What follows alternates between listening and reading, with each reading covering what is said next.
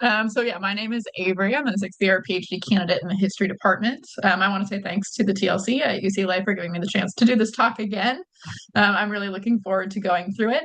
I'm going to go ahead and share my screen and we're going to get started on the presentation for today. So first, let's just go over the agenda. So what we're going to talk about today is AI, a huge existential question for the university.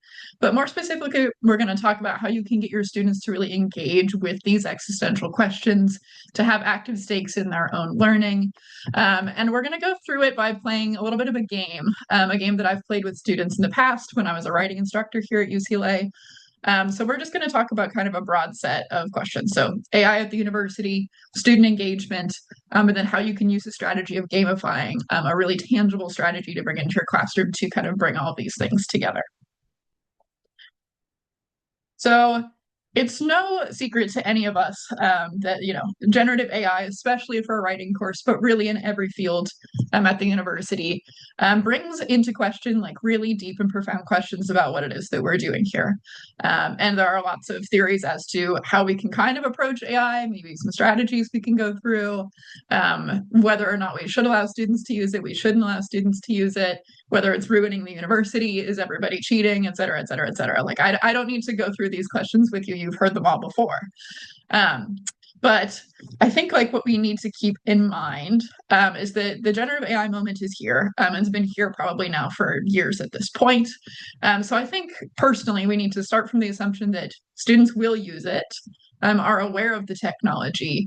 And as such, like we should really think about how can we get them to engage with this in a creative and thoughtful and intellectual way. So it's not so much about policing whether or not students will use AI, but thinking about how can this be a part of their larger engagement with why they're here at UCLA, why they're at a university, why they want to learn, what their degree is worth. So thinking about this presentation in particular and about my own background as an instructor at this school, I want to kind of think of it in the scope of a writing class.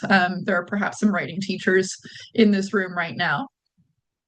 And so part of the broader scaffolding that I put around my engagement with generative AI when we talk about AI in higher ed is to think about what it means for writing and to engage this idea of what is the purpose of collegiate writing and how this ties into this bigger question of, is going to a university just about getting a degree that will give you a step up the ladder to a job, or is going to a university about knowledge and self-fulfillment and the act of learning. So I bring in this whole scope of thinking about writing as not just a product that you produce for a class, but as a process that is part of your growth and as part of learning.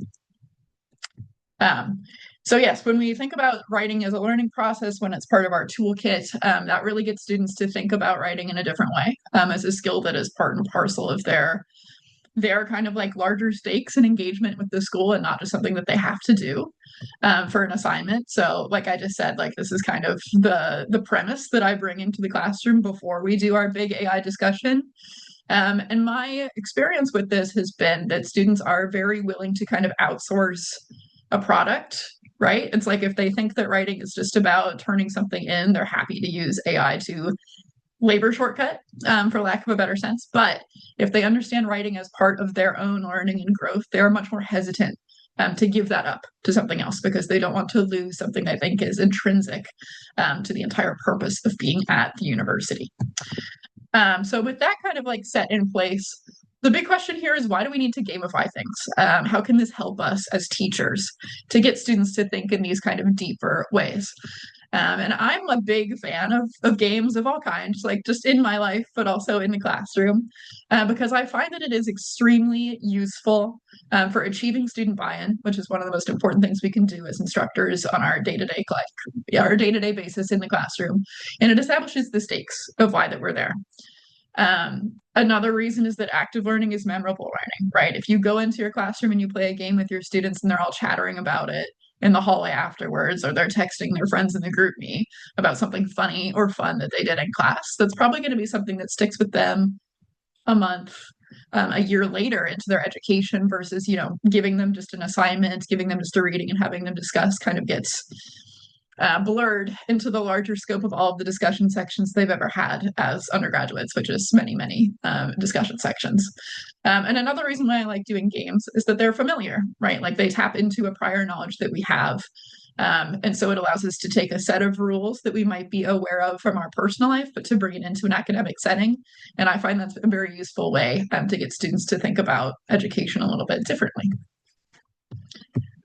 So I want to go over in the rest of this presentation kind of an example of what I've done in my writing class. So for context, this is something that I've taught in an interdisciplinary writing course for transfer students here at UCLA.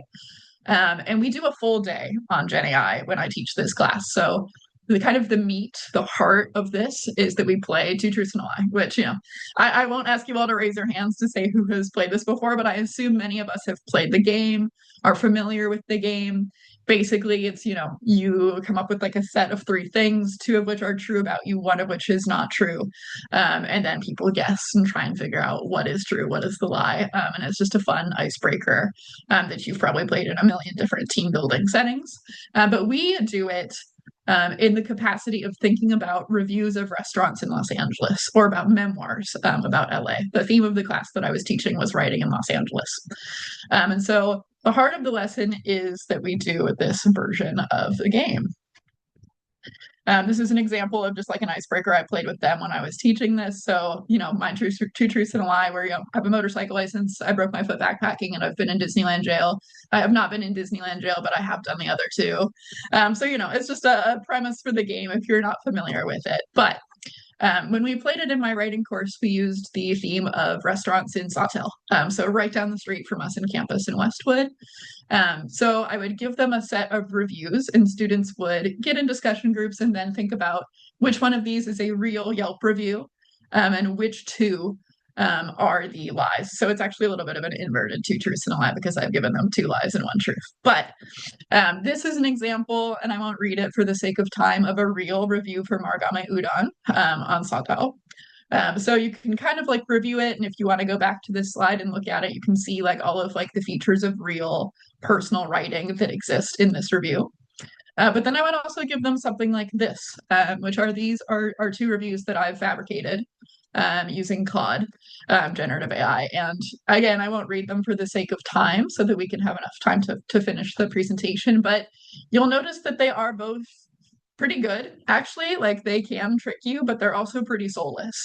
And so I give students these like set of reviews, and they kind of just go back and forth and try and discern what is real, what is not. And then it is a pathway into thinking about what is evident in the AI reviews that is not evident in the real review, and vice versa. And it gives them kind of an entry point into a larger discussion about what AI can and cannot do as a writer, which, you know, again, for us, scaffolds up to like the bigger question of what AI can and cannot do for them as student writers, and what the purpose of being at this school is.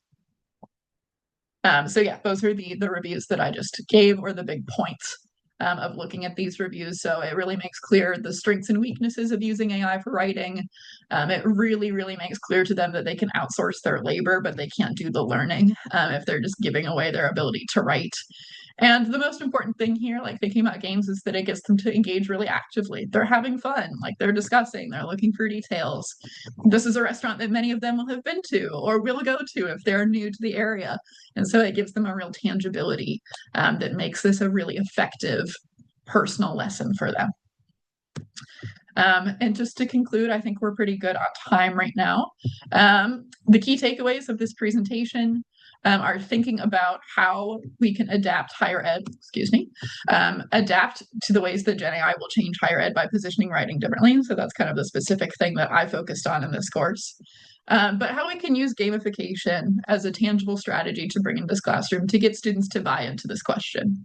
And to make this really memorable for them, so that they are not just thinking about AI as something that probably is affecting their education, but they're not exactly sure how or why. And instead to have it be something that they're really hands-on thinking about as students at this university. And then, yes, another ancillary point here is that it brings into clear focus the pros and cons of using Gen AI tools for work at this school. And that is the crux of the presentation part of this 10+10. I want to thank you all for your time today. And there's a short feedback survey here that you can scan off the QR code, but I believe it will be available in the chat as well. And yeah, thank you all so much for your time. I really appreciate it. I'll go ahead and stop sharing. Excellent. Thank you so much, Avery.